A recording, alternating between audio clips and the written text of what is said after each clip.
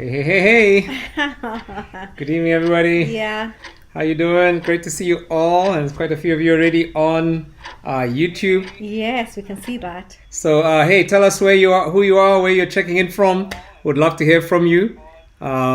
So good. And please, if you've got any friends who need to be watching this tonight, you know this is a topic that your friends need to hear about, especially if you have any married friends. So text them, tell them about this. I would love to have them just participate, hopefully learn something, hopefully grow, hopefully see some changes in their marriage. My name is Muridi Wanjao. And I'm Carol Wanjao. And we're host for tonight on Asking for a Friend. This is Asking for a Friend TV. And tonight we have a sizzling hot topic. We really do. In fact, when you were telling the people to share with their friends, I was thinking, oops, I hope it does not, your friend does not take it personally, Like, I think you have issues on this one. I think you have No, I don't think so. I think people will be happy that you asked them out to just tell watch. Them. So I can see Rachel watching from Donholm. Awesome. Nice. Rachel, welcome, first comment tonight. And really great to have you here. Hey, tell us where you're watching from, who you are, where you're watching from. Would love to hear from you. And again, let your friends know about this. Like we said, we're Muridi and Carol. We are pastors, we are counselors, we are marriage coaches, we are entrepreneurs, we are what else do we do together? We're co-parents. We co-parent. Yeah, we co-parent. That's the first thing I said. We're pastors. Oh, I see. Okay. What else do you like to do? We like hanging out. We're beekeepers. And we love hanging out together. That's right. That's right. We've been married how many years? 26, going 27 this April. I was just testing you just to see if you remembered. Yeah. Imagine that. I feel old at this point. No, you're not. You look just as young as when I met you. So it's great to have all of you here. I can see Kiplagat Joshua from Kampala. Awesome. Great to have you, Joshua. And then there's Leah. From Kahawa. From Kahawa. So great to have every single one of you. And hey, we are we do this show every week. We have people who come in and we always have a guest, except when it's the two of us who do it. And tonight we have a guest who's already in, so we're going to have her in a little bit, introduce our guest in a bit. But hey, so we often will do this event. We have a every Tuesday night. Yes, Asking for a Friend TV. Yeah. And so we're really glad that you guys are with us. Some of you have been with us almost since we began. You're part of this family, and so it's so exciting to have you here. Yeah. And every Tuesday we also have a WhatsApp group called Asking for a Friend. And tonight the groups were on. They were sizzling. They were really on fire. Yeah, right? It really was. It was really exciting. In fact, I had someone saying that they're going to lose their job because of just scrolling and laughing at the comments that were happening there. It was quite a topic. I mean, it's like people at first when we started and it was posted on the group that groups are open, it was like a pin drop silence. Yeah. And then people are like, this is really asking for a friend. I don't want to ask like it's for me. And then boom. And then someone said there, when we say we're asking for a friend, it's really you asking. So I was like, oops, No, it's asking for a friend. Ask for your friend. So thank you for all of you who've been part of the Ndoa community. And I actually do need to say, if you would like to be part of the Ndoa community, there is a link. Now, let me just see if I can put on the live stream over here. There you go. So you're going to find it on the live stream. And let me get back. I've just put a link. It says Pastor M. And there's a link there. If you're not part of the Ndoa couples community and you'd like to be part of the community, please click on that link. Now, some of you have already clicked it before and you've not gotten any messages from us. And the reason is because you did not save the number in your phone. You have to save the number if you want to get messages from the community. And so please make sure that you save the number when you get a message from us. And that's how you join the community. It's a mentoring space where we love to pour into couples. And at some point, we just thought, hey, what if we just create a space where every week we're able to just pour into couples and mentor like we were mentored. Yeah, and that's what true. we do. Let me just take a few minutes and welcome a few more people. We have Leah, we had said Leah from Kahawa. There's Nelima from Kisii. Welcome, awesome. Nelima. There's Dr. Angela Mwikali from Athi River. Great to see you again, Angela. Great to see you. Yeah. Then there's William from Kigali. Wow, welcome, William. There's Miri Jonjo from Kiambu. Welcome. And then there's Molly from Pangani, and there is oh my goodness. Let me just say Constance. Constance, yeah. Let's just say Constance. And Constance has been part of our community for a while. Live from Lira. So it's always so good to see some of the familiar names and just to feel like there's a connection because we've been walking this journey for a bit. And hey, I mean, what we want to do is our vision is to help people understand that marriage is possible. Yeah. And good marriage is possible. It's not a dream. It's not a pipe dream. The world doesn't say that, but it's actually possible. And so we love to do this because we had other people do it for us. Yeah. So in addition to this show, we also have a couple of publications on marriage. One is Ndoa. And Ndoa is this course. It's really an experiential course for anybody preparing for marriage or anybody who's not had a foundation in their marriage and wants to actually build a foundation even after they're married. Yeah. It's not too late. Yeah. And so Ndoa is one of the courses that we offer.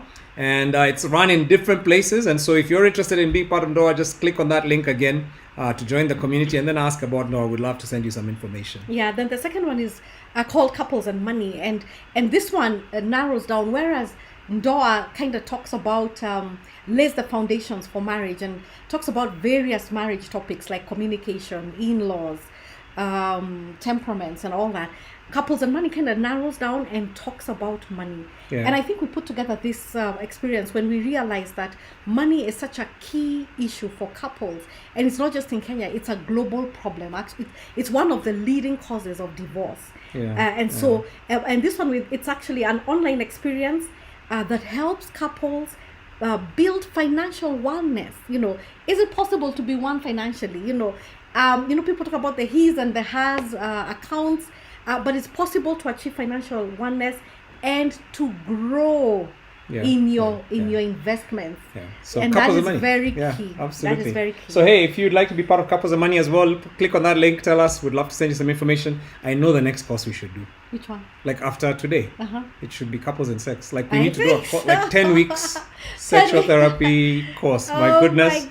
I think people will be ready for that one. Anybody who'd like to be part of that class, let us know. Yeah. We haven't written it yet. I should create trouble here. But actually that would be a fun class. I think it would be a fun class. And I think we can actually try. Yeah. Well, we'll see. We'll see. All right. We're going to start working on it. I don't know how you work on it. So anyway, moving swiftly along. Thank you so much for checking in, guys. We want to introduce our guest who's already here.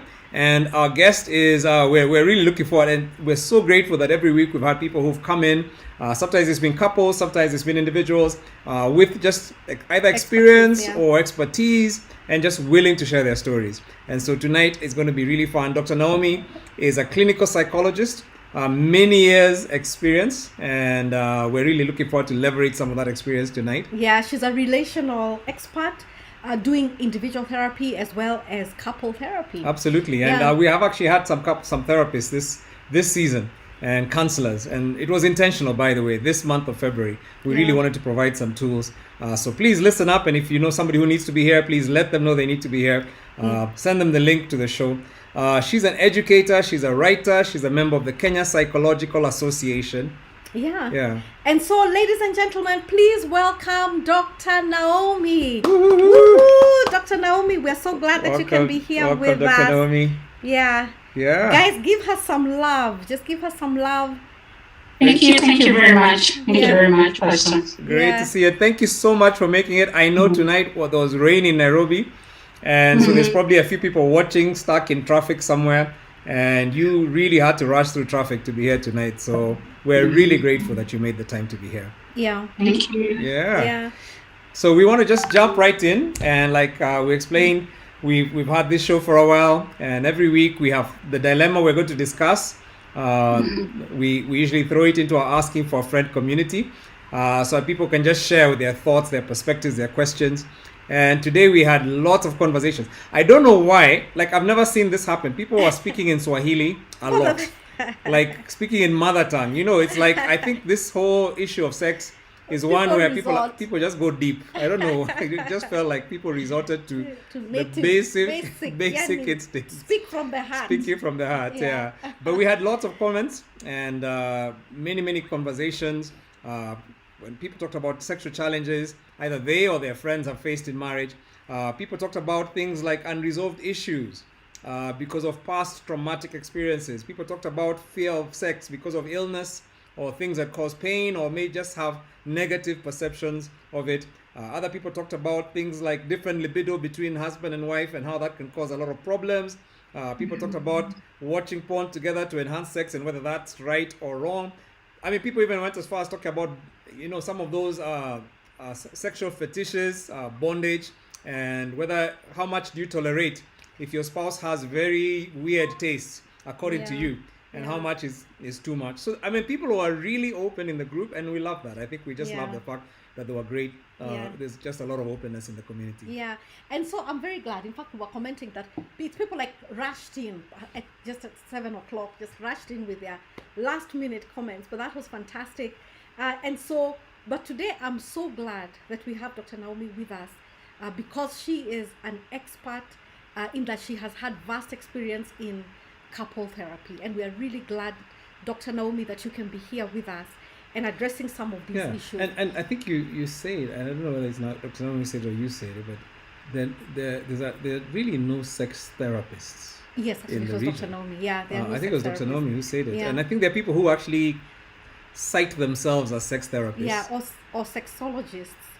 And I really don't understand what that term is. But really, in terms of qualifications, I mean, that really isn't one that we have in our region as much. Maybe somebody needs to actually study that and bring some of that qualification. But anyway, sorry, I just interrupted because this is such an important topic for us. Yeah, it is. And so to start us off, Dr. Naomi, maybe you can explain to us, or just share with us some common sexual challenges that couples go through.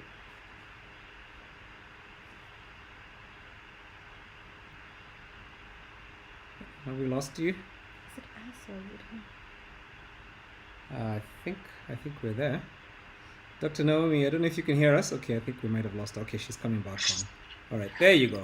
Sorry, we lost you for a minute. I got disconnected. That's all right. Sorry. Yeah. So I'll repeat the question again, and that is maybe you can share with us some common sexual challenges that couples go through. Just things you encounter in therapy, or just some of the challenges, the common ones. Yeah. Mm-hmm.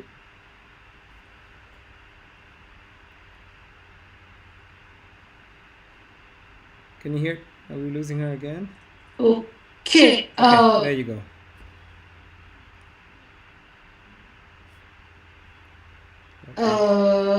Yeah, I was just. Oh my goodness. You're there. We can see you. Oh, okay. My screen is blank. We can actually see you, so maybe just try and speak and let's see if we get to hear you. I don't know what has happened.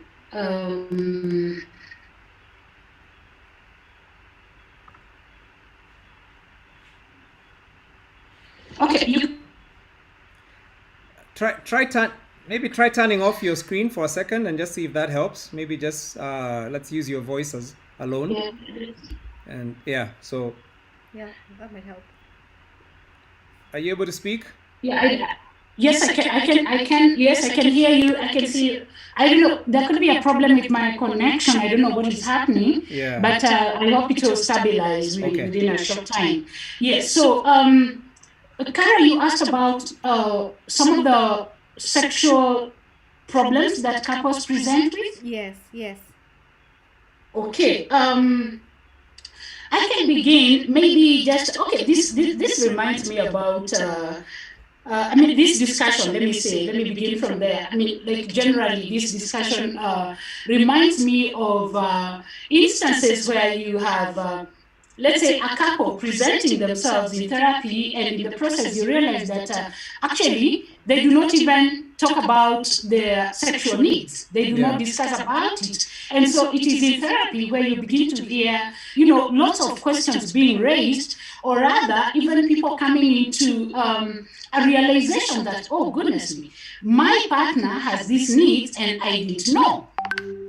Or even the way they were communicating it is different from the way the partner expected. And so there is a lot of, misconceptions, a lot of misinterpretations of even the messages that one spouse will pass to the other, especially when it comes to matter sexuality. Yeah. So that is one. The next one is even the sexual orientation. The sexual orientation right away from, let's say, even from childhood, because sexuality is not just talking about the sexual act in marriage. Sexuality is all about who you are, how you are created, how your body functions, and all that. So by the time that a person becomes of age and they begin to engage in matter sexual, you find that some people have a different orientation. And this different orientation, what it will do is that if, let's say, for instance, you may get a couple that, one person says, I'm very liberal. The other one says, I am, very, very conservative. Now, these are two different views and they're coming from orientation. And so once they get married, a problem definitely will arise. Yeah. Other issues that you will find, couples are presenting with are also to do with let's say maybe physical challenges that a person may have, let's say psychological problems, coming from either traumatic incidents that happened probably when the person was a little bit young, child sexual abuse, or even rape in adulthood and all that. So there are so many contributing factors, if I may say. Yeah. Okay.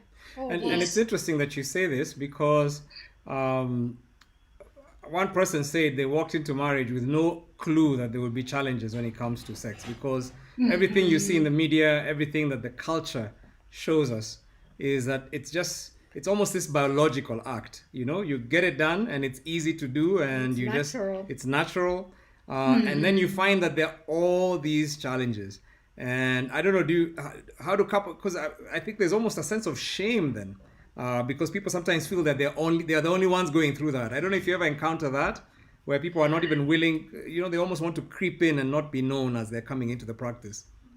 Exactly. That's very, very common, because what you will find is that you will have a couple present with the presentation in the initial stages may be something like let's say communication. They may come and say that, we quarrel, we've got a lot of, conflicts, we argue a lot. And when you dig deeper, you realize that actually probably one of them is presenting their needs in that particular manner because they're not being heard. Probably there is a lot of anger, there is a lot of resentment, and it is not communicated. This person is not really saying exactly what the problem is. So it presents itself in a different way. That is what happens. Because as you have said clearly, it's a matter of, people feeling as though, this is a taboo. This is a discussion that we cannot have, And so it's left there. It's locked, in the cabinet, and nobody wants to open that. Yeah. So they communicate through many other different ways, to show that, yes, you're not meeting my needs. Yeah. Wow. Yeah. That's very interesting that... Well, I was going to say... that in our time, when we got married, that it was just a difficult conversation. We were in a great church. We knew lots of great couples. But it was one of those where you're like, who do you talk to? And you still look spiritual. If you're having a problem and it's like, first of all, what will they think about you? That you guys are not, you're having challenges. And, people think, are you okay? Is there something wrong with you? So in a sense, there was that shame, and I'm not talking about what other people. I'm talking about us, where we really struggled to ask people, because there's a place at which we felt there's a challenge here. Things are not working the way we thought they would. We're facing some major, but then you just find that people are looking all righteous and holy and spiritual around you. And I remember even at one point, this is laughable now, but I remember at one point just being there was one couple in church. They were much older. They were probably in their 50s or heading towards 60. I don't think they were that old. Our eyes, maybe they looked that way. old. I guess we're in our 20s, so they must have been in their 50s. Yeah. And I remember they were the only ones we felt maybe we can ask them and not be laughed at or people think we're weird. And it was still so shameful that I remember telling Carol, go speak to the wife, have coffee with her, and speak to her. I've given you permission to talk about our issues to her. It was that bad. I couldn't even come to the place where I'm like, okay, let's go together. Yeah. And did you even talk to her? I don't think so. So, and by the way, that's one of the reasons why we made a commitment that we're going to be very open about our marriage. because we, as a young couple, we just had no one that we could go to talk about issues like that. Yeah.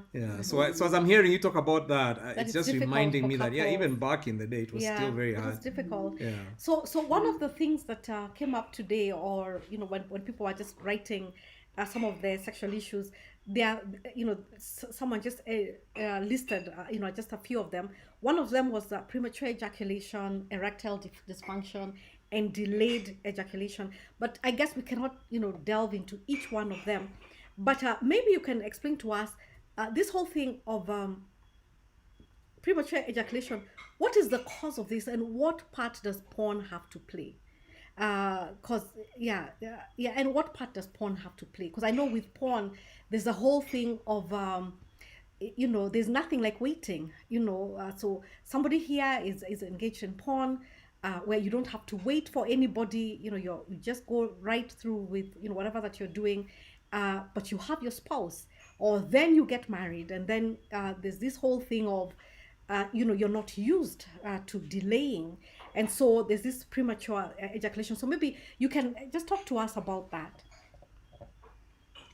Okay, thank you very much. Now, matters to do with maybe erectile dysfunction, maybe premature, and we also have actually because those are three levels.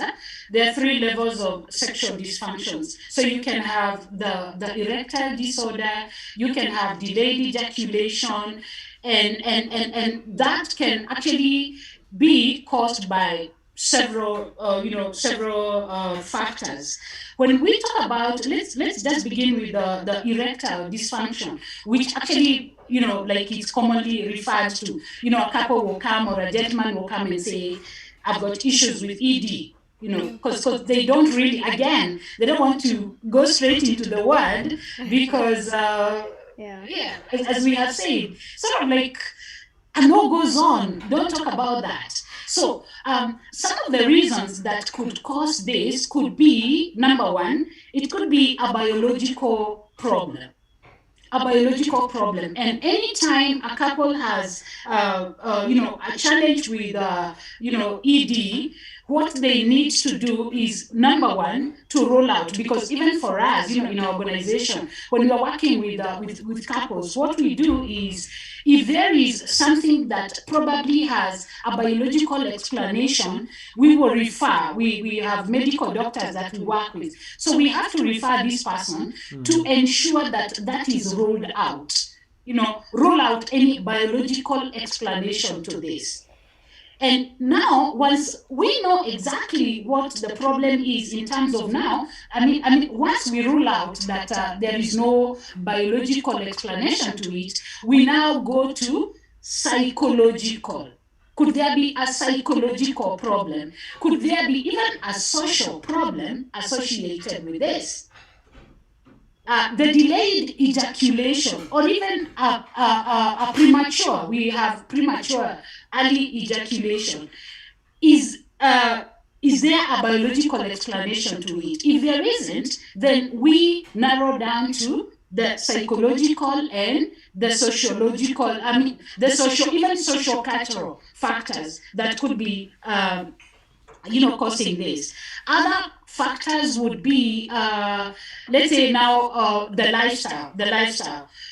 There could also be other issues like trauma, as I had mentioned earlier, because even men, when we talk about, sexual abuse, in most cases, we think that it is the girl child or it's the lady. But we also have, young men who've been abused sexually, sodomy and all that. And by the time they get into marriage, they are traumatized by that event. And so it could, in a way, contribute to one of these dysfunctions that we're talking about. Wow. And maybe just when you said lifestyle, I caught that. How does lifestyle affect just that whole regime of your body? Yeah, lifestyle is affecting maybe even the way the body functions. Yeah. Like, for instance, if somebody is not doing any exercises, if they're just eating a lot of junk, and they increase their weight, they get to a point where the body is really not functioning well. They're not able to perform not just even the sexual act, even many other functions that they need to. So that can actually affect how they function. Overweight, and being overweight again may lead to other complications. We talk of lifestyle diseases like like diabetes and many other diseases. So that will again contribute into such dysfunctions. That's so interesting. And I know I've even I've had counselors talk about drinking and drugs and just how that can affect your health as well, and then affect your sexual performance. It's interesting as you're speaking. I'm just thinking, for men, this tends to be a very weighty issue. I don't know, I'm sure for women as well. Yeah. But I know for men, a lot of our identity, and again, I don't even want to characterize, I think even for women as well. Yeah, but it is. Yeah. We're really, our identity is really tied up to that sense of, it's almost like a performance, like my performance in bed proves I'm a man, so when there's a problem, as opposed to if I have a problem running and I can't breathe properly, I go and see a doctor, because I'm like, my lungs have an issue. So I go and see a doctor. If I'm coughing, I know, okay, there's a problem with I probably have a virus. Let me go see a doctor. But when we have a problem with our sexual performance, many times is because it's so tied into our identity, there's almost a fear of looking for help. Yeah. There's a fear of admitting it. And especially for men, I think that's just a really... But I think as I'm hearing you talk to Dr. Naomi, you're saying these are common issues. They can be resolved. You just need to get the help. Yeah. Okay. Yeah. Wow. So let me ask a question about when a couple then comes in, and you've talked about the fact that you will rule out biological issues. But then maybe it's somebody who had a past traumatic experience, or long-term illness, or maybe just somebody has a negative view of sex because of those kinds of experiences. And I know it's probably not a question you can answer in a few seconds, but yeah, how do you begin helping somebody deal with the baggage in their minds that they're bringing into marriage, that is causing a problem in their marriage bed? Okay.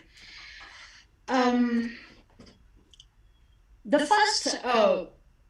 first question about trauma. If somebody has gone through trauma and they're not able to function well, what we do is that we suggest trauma therapy, because we know very well that if somebody has been traumatized when it comes to matter sexuality, it will be very difficult for them to function. And I can give you, so many examples of people who've got issues to do with dysfunctions in sexuality just because of trauma that they've experienced in childhood. For instance, and surprising enough, Morevi and Carol, most of the patients that we get will actually be talking about sexual abuse in therapy for the first time. Wow. So you can imagine. And these are adults basically who are already married. Yes. Yeah. Yes. So these are adults, they're married, now they're having issues. They've never talked about sexual abuse that they experienced in childhood. Because most of them will talk about, I feared punishment, I feared stigma, I feared what my friends would say, like in school. I feared, I would be blamed for it. I feared, So many people will end up getting married when they are carrying trauma with them. And so at the point when they begin to experience, difficulties, it is at that point that now they seek therapy. And they come and talk about it for the very first time. Wow. And this is both for men and women. Yeah. Men and women. Yeah. Yeah. So once we identify that the sexual dysfunction is connected now to a traumatic experience, we now advise the person to start trauma therapy. Damaris, And so from that point, we are able now to address the trauma, not just the relationship with the spouse, but now this individual has to go through trauma therapy to be able to overcome that, just like any other trauma that a person can experience. So we treat this the same way, and the person has to go through several sessions to be able to deal with trauma. And then at some point, we have to bring in the spouse so that they support. That support is very important, to be able to really understand where this person is coming from, to be able now to help them, just stabilize, because they need to make a lot of adjustments. It begins with, the cognitive. They have to be able to start thinking differently. It goes to the body, how do they feel about their body, their self-esteem, their self-image, and all that. It's a lot that has to happen for a person to be able to move from, that traumatic experience. Wow. And the second question was about the views that people have. If the sexual dysfunction is caused by, a certain point of view or perspective, what do we do? What we do is that we get to the core of it. Like, how did you develop that perspective? Because we, at the point when we are born and we are little children growing up, we are open, waiting for the society, waiting for the family, waiting for institutions to guide us, to teach us, to impact us, and to give us point of view in terms of sexuality. So you don't just create your own. By the time you're an adolescent, you've learned so much from your parents, so much from your siblings, so much from, interactions with other people in different settings. And all that is what will form your point of view or your perspective, your worldview. And because of that, if it is the wrong doctrine, then you will enter into marriage with that wrong doctrine about sexuality, and that begins to affect. Yeah. So what I hear you say, just kind of was to sum up, just some of what you've been saying is that couples will come with various issues, and and it's interesting. By the time a couple is coming into therapy, there's probably a lot of conflict, disagreement. There's a lot of blame going on. But what you're saying is that when people come in, for some of them, this is the first time that they even have the freedom to talk about maybe past traumatic experiences that they have gone through. Yet, when they were coming in, there was a lot of fighting and blaming and conflict and, so many things. And so I think what I would want to say for someone who is listening out there is that maybe the situation that you're going through, it could be sexual challenge or any other challenge, because it's not just sexual challenges. There is usually a root cause. And I think that's what Dr. Naomi is saying here.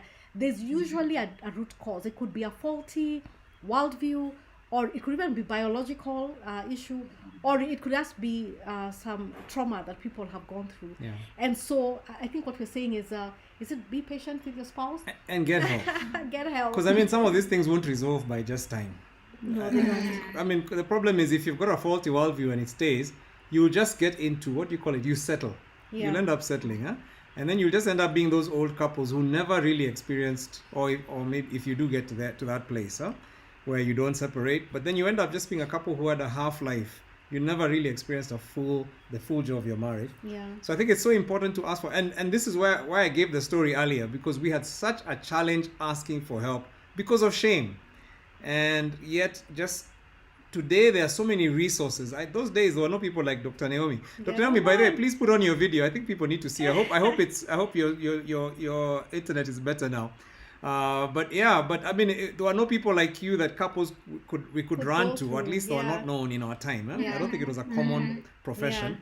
Yeah. So you had to wait for those old aunties or uncles, and if there were none, you were just in trouble. Yeah. And so just the fact that there are resources available. Because people sometimes think to see a psychologist you have to either be sick or you're mentally ill. Yeah. But actually, this is what this kind of help can bring. Yeah. So now, some of the issues that also came up during our conversation today was just different sexual appetites, and where they were talking about one person having a higher libido than the other. And it seemed like in this case, a lot of the guys were the ones characterized as having the higher libido. It just seemed, at least in the conversations, that's what seemed to be coming out. And I think what the ladies, or some advice that was given over there was God loves a cheerful giver, so just give to the women. To the women, and there were a few hallelujahs there that were going on.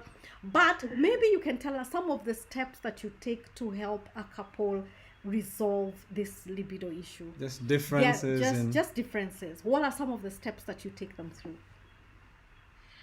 Okay. Of course, coming from a clinical background, what we do is that the first step is to do what we call a clinical intake. And a clinical intake will gather all the information about the patient. So it is going all the way from maybe family issues. Now we are talking about a couple. So what we want to know from this couple is each one of them, because each one of them will have, a file whereby now we check their background. How are they raised? We check, like just the way you go to hospital and the doctor wants to really understand, your background. When did you start having symptoms? When did you first experience either symptoms of depression or whatever? So that is the process. So once we take them through that, by the time we are putting the two documents together, that is the clinical intake for the female, the clinical intake for the spouse, we have a lot of information, because that also takes the what we call the mental status, because we also want to be sure that yes, mentally they are functioning well. So once we are done with the clinical intake, we go to the next step, and the next step is to try and conceptualize. We conceptualize the presentation. What is it that they are presenting with? Once we identify that it is either a sexual sexual dysfunction, then we develop what we call a treatment plan. Yeah. Now, in the treatment plan, we can have either the couple come for sessions together, so this will differ from one couple to the other. So if it's a common issue that needs to be addressed by just by the two of them, we sit them together for the sessions.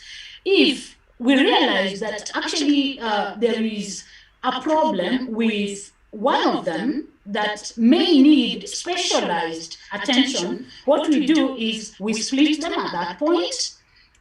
Sometimes we even get requests from patients who will say, if it's a gentleman, he will say, I think I'm more comfortable discussing these issues with a gentleman. Yeah. So the gentleman may be seen by a male psychologist, and then we ask the lady to be seen by a female psychologist.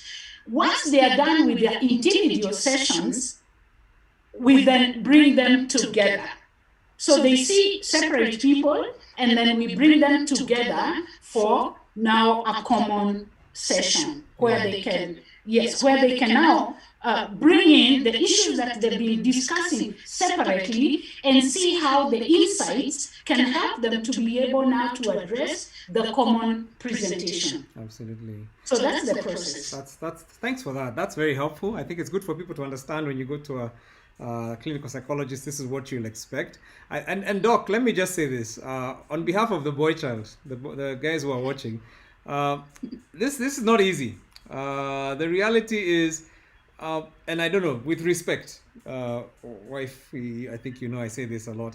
I think ladies, because of your biology, you ended up seeing doctors, being prodded and poked from a very young age, and being, for guys, nobody came close to anything to do with your I mean, And apart from for those African men who we had to go through circumcision. That was the closest, and it was such a, it was done and it was over and that was it. So for guys, it just becomes, and you didn't really process it in many cases, huh? Yeah. So I think it tends to be a lot bigger hurdle, and I think so I'm just saying for the girl child, be a bit patient with the guy. Just understanding there's just a bigger hurdle for us. Even the thought of, I mean, somebody even asked today, for ladies it's a gynecologist, for men it's a what? Yeah. And I could see people in the group struggling to say, okay, what is it? And eventually it was like a urologist. But it's almost like people didn't have an answer because we just don't, it's just not a place. Sexual health is not a place men really get into and engage in a lot. So on behalf of the boy child. But however, having said that, I just want to say to the guys, you need to lead your wife in this one. Don't be in the background. I think it's important. Even if it's like me telling her, go talk to auntie so and so. You led. At least I led. I had to come up with ideas, like somebody needs to help us, So get the help you need and just be able to start walking towards help. But I wanted to ask, I mean, somebody talked about the fact that there's just that expectation between when you get married and the reality. And I mean, there's a couple of comments that were really interesting. One person talked about the fact that when he got married, his expectation was that sex would happen automatically 3 times a day, like medicine, is what he said, kama dawa, prescription. And then he said he got married because vitu kwa ground, the situation on the ground was completely different. And that was quite interesting because you're saying it's not automatic. And then somebody else, this one was a woman, who said, what about in the case where, in her case, where it's not just not happening, but it's a husband who doesn't feel like it.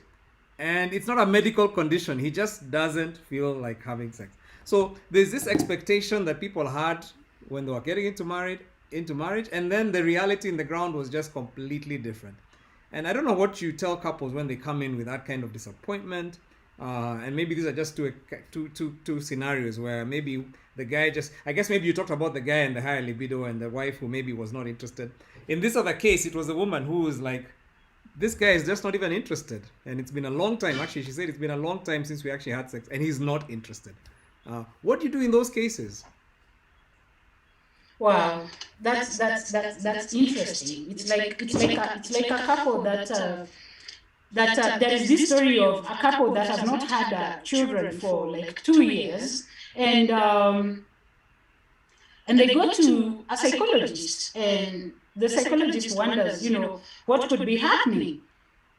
And upon checking, actually, like asking questions, how often do you guys have sex and how is it and what. They said they've only come because they are frustrated, they've not had children. But to the shock of the, psychologist, the couple had never consummated their marriage. Oh, wow. So nobody told them that there's something that happens between birds and bees, and yes, nobody had a talk. And they got married. Oh my gosh. Wow. They thought they were just going to have children. Yeah. Okay. Sorry, I shouldn't laugh. I know you counselors are taught not to laugh when you hear stories. So that's. Oh my goodness. Well, yeah. So one of the things that we try, to educate couples is that they need to talk about sex.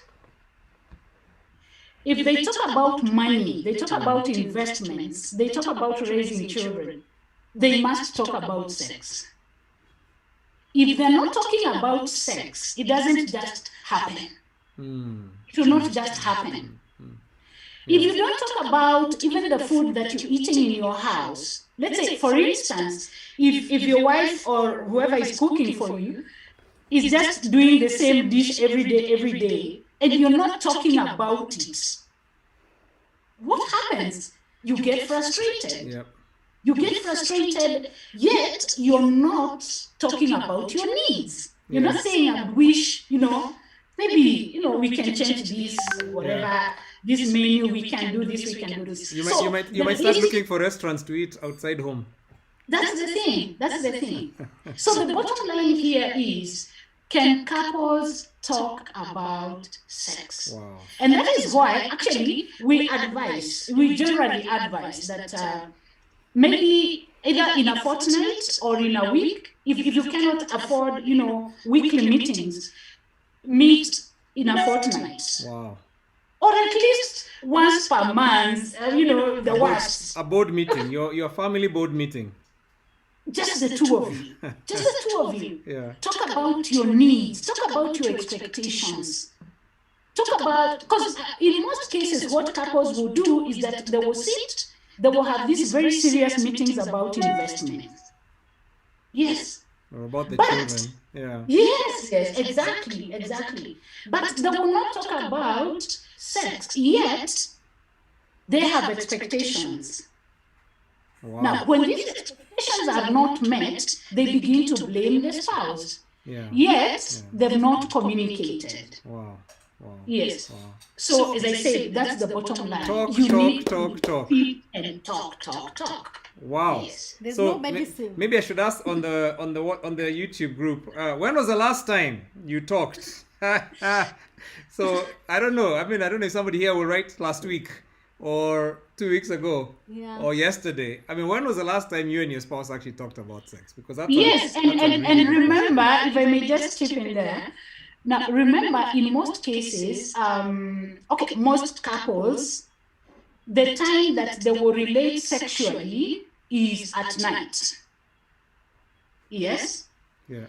And how much conversation happens around that time? Yeah. How much? Probably. Yeah, minimal. Yeah. Minimal conversation.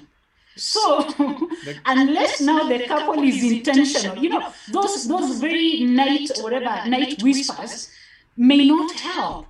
You really need to set some time where you can sit and talk. Wow. If you're able to afford maybe an hour or 30 minutes in the night, just to talk about yourselves, to talk about how you're able to meet the needs of the other, or how your needs are being met or not being met, Like it's a serious business. You really need to talk about it. If your business is not doing very well, you would definitely call for a meeting. Yes. You want to know what is happening with our business. Yeah. The same thing should happen here. It's our business. It's our business. Yes, it's our business. Yeah. I love it. And Georges says, what does the Bible say about the topic? Well, Georges, we are seeking to. One of the things that we always say on this program is, yes, we will quote verses, we will quote scriptures, but we actually want to just engage and to speak first of all about from where people are coming from. And so we're trying to raise the questions that people are raising in this group. We will give some scriptural guidelines, but I think it's important to ensure that we're actually coming from where people are coming from. Because one of the things I think that I found frustrating back in the day is there were a lot of scriptures, but there's very little guidance in terms of even, hey, let me put it this way. Some people like to say Jesus is the answer. And I believe that with all my heart. Jesus is the answer. But the problem I feel is that many times as Christians, we don't ask, what is the question? So we need to know what question we are giving the answer to before we come up very quickly with the answer. And so that's why, Georges, we're asking these questions and we're raising the questions. We will come back to that. But anyway, I think you were going to say something, Carol, before I interrupted. And I think my assumption is that when people do come to our houses and meet the counselors, you also walk them through how to have conversations, because as we said, communication is a big thing. Lack of communication is a big thing. And so I'm hoping that when they come, that you do get to walk with them and to help them to have conversations, especially around this topic, which is so uncomfortable for people. Yeah. Okay. Yeah. So and one of the things I love about this even this conversation we're having, we're saying biblically, and I'm just going back to George's, biblically, this is something God created. It is something beautiful. There's nothing shameful about it. It's not something that you hide behind the cupboards. We talk about it. Read the book of Song of Songs and just see that God celebrates sex between a husband and a wife. And so I think part of what we're trying to do even in this program is to say, hey, this is something we don't want to hide. We don't want to learn about from Netflix or from porn sites. We want to actually talk about it in a context like this. We want to talk about it in the light and just say, how do we get help in situations like this. Yeah. Now there's some questions that came up, and and some of them had to do with and I'd like for you to talk to somebody here who might be addicted to porn, and they struggle to find their spouse as sexually fulfilling. And for anyone here who has more porn related questions, I'd like to draw your attention to the program that we had, I think 2 weeks ago. Actually, it was last week. Last week we talked about affairs. Oh, yeah. So it was 2 weeks ago when we talked about marriage and porn. Yep. But Dr. Naomi, there are 2 questions that were asked. And this had to do with the use of aphrodisiacs in marriage. In fact, someone did recommend maca powder. And so where's the place for aphrodisiacs and drugs like Viagra? Where's the place for that for a couple? Okay. Our approach, we always use the prevention. Before we can begin to treat, we try to check how people can be helped with what they have. And an example that I would like to use here is, let's say a patient who is presenting with something like what? Like insomnia. We will not want to right away, yes, we have psychiatrists on board, but we will not want to straight away put anyone on medication. If they are not able to sleep, they are struggling with sleep, or they're experiencing, lots of stress to the point that, they feel as though there is a lot of tension in their body. We know that, yes, we can have people take a lot of medication to help them begin to relax. People can take medication, pills, so that they can sleep. Yeah. We do not want to go there like the first line of our approach. That's not it. So what we do is that we try to find out what could be the problem. Because in most, actually 90% of the time, problems related to sexuality are social, psychological. Wow. Yes. So there are just a few cases, maybe out of every 10 couples you see, maybe it's only 1 or 2 that will have a biological presentation. Yeah. Yes. So by the time a couple is thinking of other methods to use, the question is, what has happened with the natural? The root cause. Yeah, there's a root somewhere. Yeah. Definitely there is something. There is an underlying problem there that needs to be addressed. Yes. Yeah. Because you will not take pills forever to be able to sleep. You need to be able to work through your mind so that the brain can be able to produce the chemicals that will help you sleep. I love it. Yes. So you're teaching, so first of all, you have to help me think right about myself, be able to think right about sex, think right about my spouse. And when those things are sorted, then now that can become it's not the first thing I start with. When I find there's a dysfunction, I just start with, I run to get the blue pill. That's not the way it's done. Yeah. Okay. And by the way, there's been a lot of, I don't know if you noticed, just in the media, a lot of, especially men, dying from overdoses of these little pills. And I think part of it is just that thing of just, there's other issues, but you're not dealing with the root causes.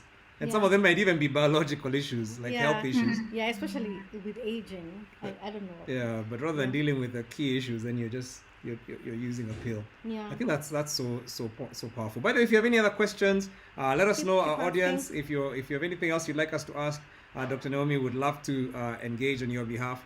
But thank you. These are really, really good answers. And I wanted to just ask, maybe there was this one I really would love to just ask, as we're even beginning to draw towards the end. There was a whole question of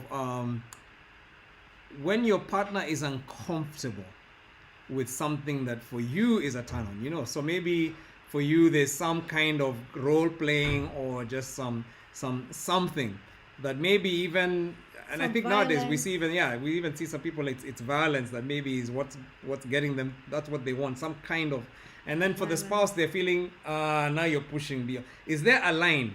And somebody said, well, so long as the couple are agreed, anything goes. Is that true? Or are there some places where you say, no, there has to be a line somewhere? I don't know what when a couple asks you that question, maybe somebody comes and says, I'm not comfortable with what my spouse wants. What do you do in that situation? Or what do you cancel? Okay. Thank you. The approach here is, number one, to identify the values of that couple.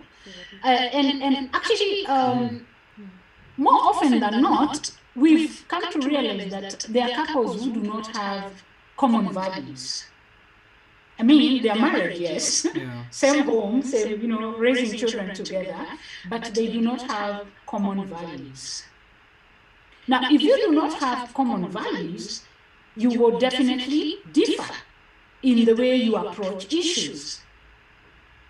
And I can give you an example, like when I say that some people are conservative, others are liberal.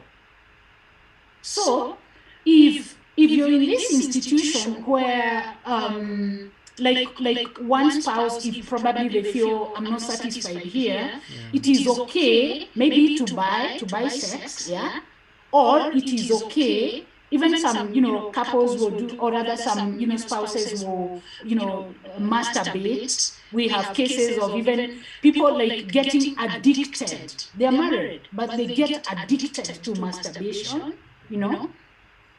So if according to the values of this person, these are normal behaviors, and according to the other person, these are abnormal, if I may use that word, abnormal behaviors, what you're likely to see here is a lot of fights, marital discord, because of values. So people really need to understand their values, common values as a couple, because that is what is going to guide them. And in a situation where you find that the spouse wants them to do this and that, which is against the values of this other person, then you have to bring them to a discussion. Yes? Because even by the time you get married to your spouse, you will find that there is a way that probably you do something that is different from the other. So how do you negotiate to the point that now you can come to an agreement? So even when it comes to matters, sexuality, that will be guided by your common values. You discuss it, you agree that this is okay with us, we can do it. So this could be a values issue, is what you're saying. Yes, exactly. And part of what then help would be, how do you get help to come to a place where you have similar values? Because then you could be forcing your spouse to do something that's violating their values. Yes. And that may not be the thing that you want to do in that kind of situation. Exactly. Okay. And actually, even the way they communicate. Yeah. Because you could be having a good idea, not even just about matters to do with sex, but other things. How do you communicate?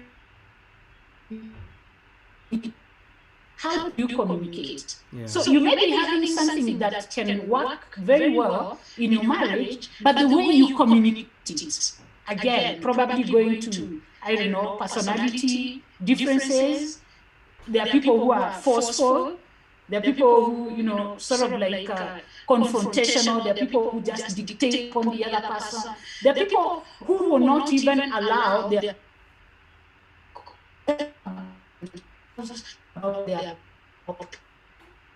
So whether it is a good opinion or not, it will depend on how it is communicated. Yeah. So the point of communication there is very, very critical. Wow.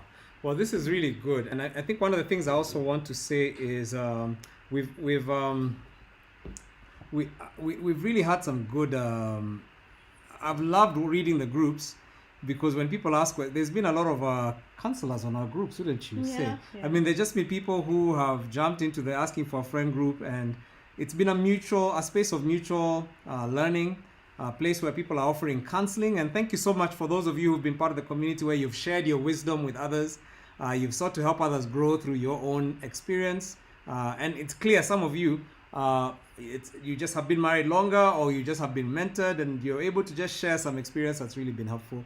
So one of the one of the people today called Enoch shared, and I just, if you'll allow me just to read briefly what Enoch said. He said, to respond directly to today's topic, I think there's a lot of reasons why couples don't have a healthy sex life. And he says, I want to give just two.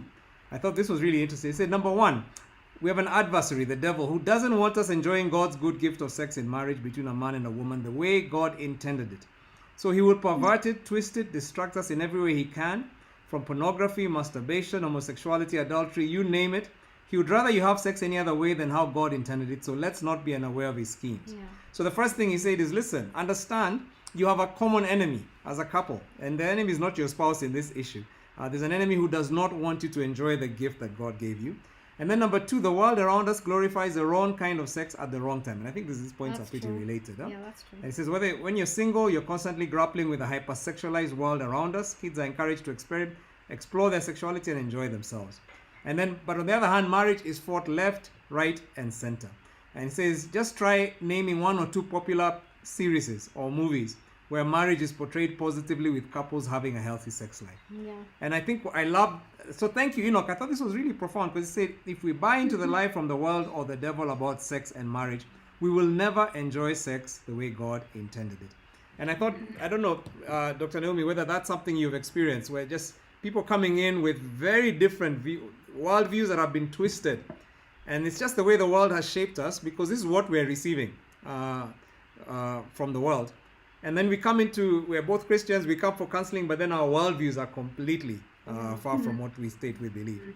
Yeah, I don't know if that's something, what any comment on what Enoch said?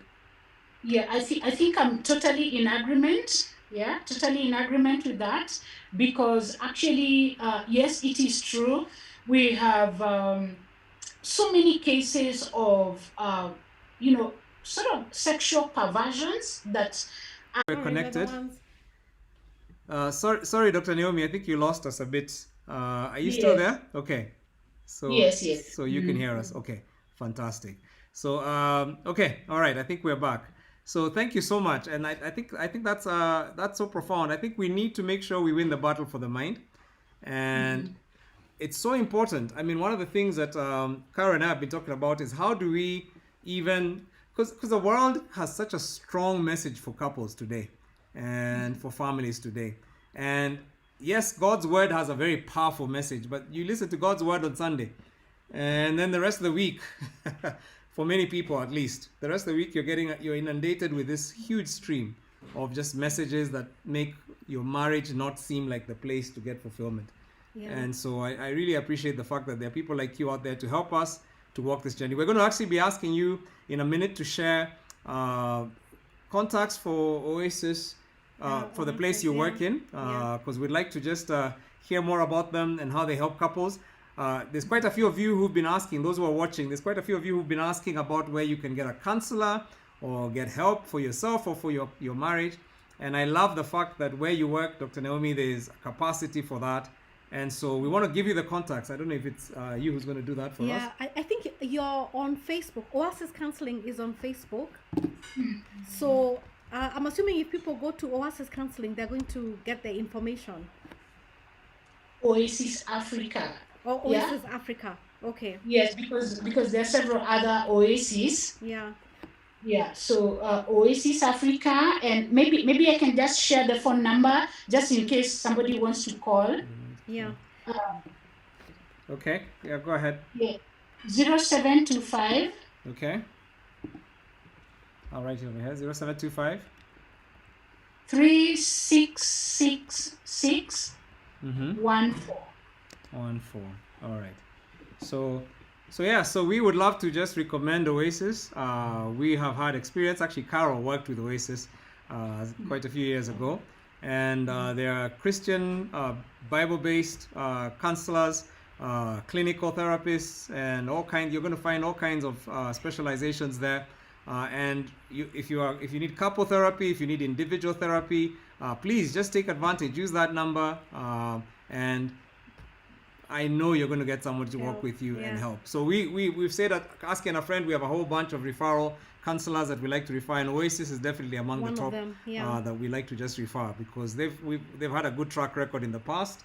And whether it's trauma counseling, whether it's just somebody you just need someone to talk with, and just help you think through some of the things you're going through right now, they are just a really, really good resource. Yeah. So thank you, Dr. Naomi. And one of the things I also want to say is we actually want to do a conversation next week. We want to take a break from the show, by the way, and just do something a little different. Every week we've done this, and we want to make sure that what we're doing is useful, because we don't just want to put out stuff and hope people like it, but we want to get your input. And so please, if you're on the Ndoa Couples community, we'd love your comments on how we can make this show better, make it useful for you. We want to make sure that it's something that is connecting with where your needs are. If you have topics that you really want us to talk about and we haven't talked about, this whole month has just been about getting some professionals to help us deal with some of the challenges marriages are facing. And so like we spoke about earlier, we talked about porn being a major issue in marriages, and we had a whole show about that. We talked about affairs last week and infidelity and the kind of impact that has and how to recover from that. And today we're talking about sexual dysfunctions and some of the challenges that couples face with that. And so whichever one of those, if you missed any of those shows, please go online and check them out. We don't always do this, but February was a special month. And next week, we want to conclude the month of February. Like I said, we're going to take a little break. And what we want to do is do a Zoom special. So we're not going to go online like we have. And again, it's just, we're experimenting. We want to just make sure we give something that is relevant and useful. And we want to talk about discovering your sex language. Yeah. Understanding your own sex language and your spouse's sex language. Because we've talked about dysfunction, but it's also important to talk about function to have a positive perspective as well. And so what we want to do in this one is actually just share from our own experience, and this is going to be for married couples, so we'd like to welcome married couples to this. We're going to put the information in the Ndoa Couples community on how you can sign up for this. We'll actually do, it's not going to be a huge group. We're going to do an intimate closed group. It's going to be on Zoom, and so there will be a registration process that you'll need to go through, but we're going to try and make it as simple as possible. So keep an eye out for that, and that's what we're going to do. So next week we won't have Asking for a Friend. We'll probably just do reruns for next week, but then we'll continue the week after that with episode 8 of season 3. So thank you so much. I don't know if you have any final comments, Dr. Naomi. It's been really good to hear from you, but any final comments from anything you've heard, or just anything you'd like to say to people from just anything that's stirring in your heart right now? Yeah. Okay, thank you very much. What I can say as I conclude is that there is help. There is help. So do not sit with your issue, whatever it is, that could be affecting your marriage or your relationship. Come. There is help. Yeah. Thank you. Don't die in the marriage. Yeah. And I think one of the things I love about what Dr. Naomi has said is sometimes you think the problem is your spouse, and you leave your spouse and get another spouse only to realize you took the problem into your second marriage. So don't die with your spouse, and don't also leave your spouse. But there is help. Get some help. I don't know if you have any. What's your takeout? Maybe I should ask you, what's your take? What's like the thing that you got out from Dr. Naomi and just today's show? Yeah, I think what I got to understand is that whatever challenge that we might be having, it has a root cause. Okay. And a lot of times, we might not even understand the root cause. We might never even have processed, to even see that, to even connect the dots of what I'm currently experiencing with my past. And so I think to me that is just such a great that's a really good takeout. Yeah. So understanding, don't blame yourself, don't be so hard on yourself. And don't blame your spouse either, or be so hard on them, because everybody has their own root issues. Their root issues. Yeah. And it's interesting. I read through the scriptures and I find people acting in ways that without understanding the root issues. Yeah. So you find Abraham disowning his wife, saying she's his sister, almost selling her off to somebody to marry. Yeah. And then his son Isaac does exactly the same thing. And part of the reason is because of not dealing with root issues. Yeah. And so what we're saying is you're doomed to repeat history if you don't deal with it. Yeah. And so I love that takeout. Can I give you my takeout? Yeah. All right. And as I give my takeout, by the way, if you're watching, please let me ask a favor. What's your takeout? Could you just write a takeout from what's the thing you've heard tonight's show that you think is very useful for you?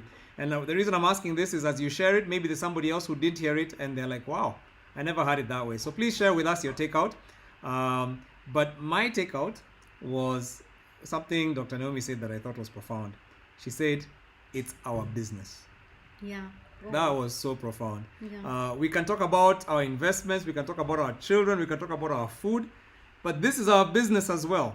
And how do we not sit down regularly and actually just talk about our business? And our business means, how are we doing? What are our preferences? What are we enjoying? What are we not enjoying? How can I help you? How can you help me? Let's talk about our business. Of course, that means that we are open to each other and we're willing to actually sit down and have that conversation. And I think we shouldn't be afraid of it, because if you don't run your business, somebody else will run it for you. So I think for me that was a profound takeout. This is our business. So Yeah. we'd love to hear your takeouts as we conclude. I think somebody said, talk about sex. It's my take-home message. This is Miri and Jonjo. Yeah, thank you so much. So yeah, please write them down. Maybe there's somebody who's going to watch this later who's going to be challenged by your takeout. Yeah, as we come to a conclusion.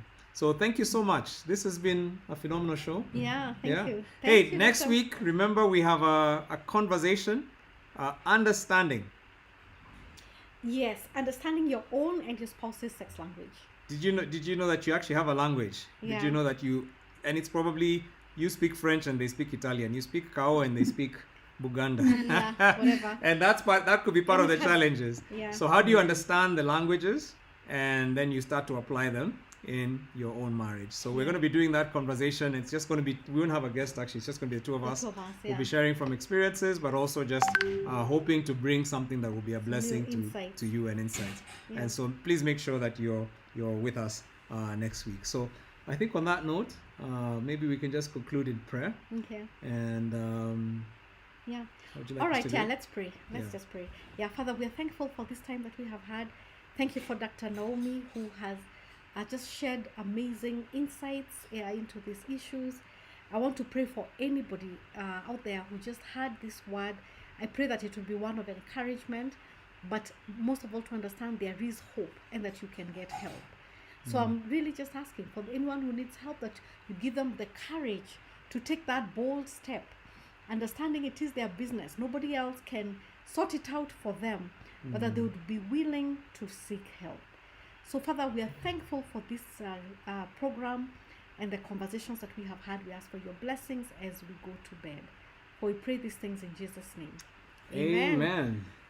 Amen. So thank you so much for being with us, Dr. Naomi. This has been such a blessing. It's been a joy getting to meet you. I know we're going to partner together and do other things. Yeah. And thanks for all the help you're giving to couples and to individuals with your practice, and for the work Oasis is doing, you and the team at Oasis are doing. So please keep on helping people.